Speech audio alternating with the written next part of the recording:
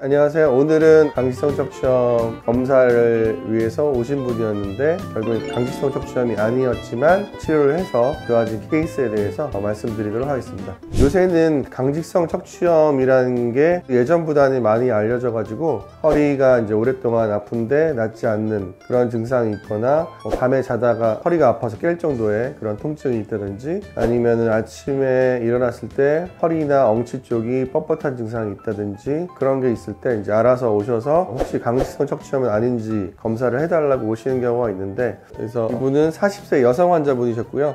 등하고 골반부가 이제 뻐근하다고 해서, 그리고 허리 통증이 있어서 강직성 척추염이 혹시 아닌지 검사를 원해서 내원하셨던 분이십니다.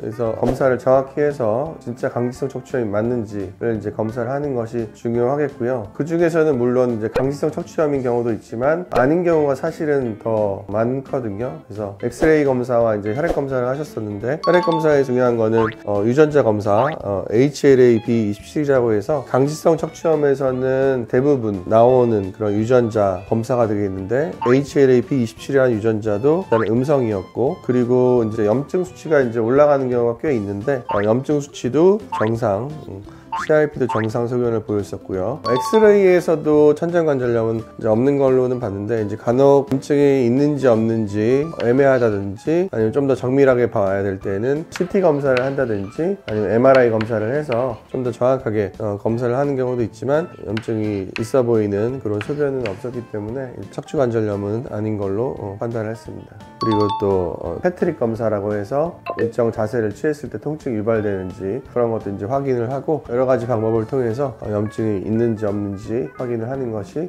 중요할 것 같습니다.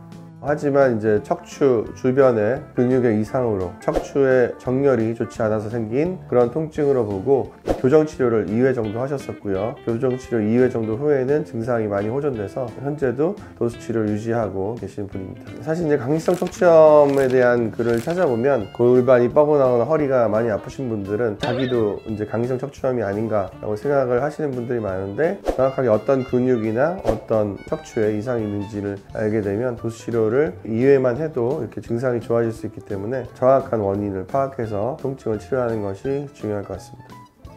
10년 이상 허리가 아팠다든지 20년 이상 옆구리가 아픈 분들 여러분들이 계신데, 의외로 또 쉽게 해결되는 경우가 많고, 그렇지 않더라도 다른 질환이 또 숨어 있는 경우가 또 있기 때문에 일단은 정확한 검사를 해보고 그에 해당하는 치료를 받게 되시면 더 빨리 회복하는 데 도움이 되실 것 같습니다.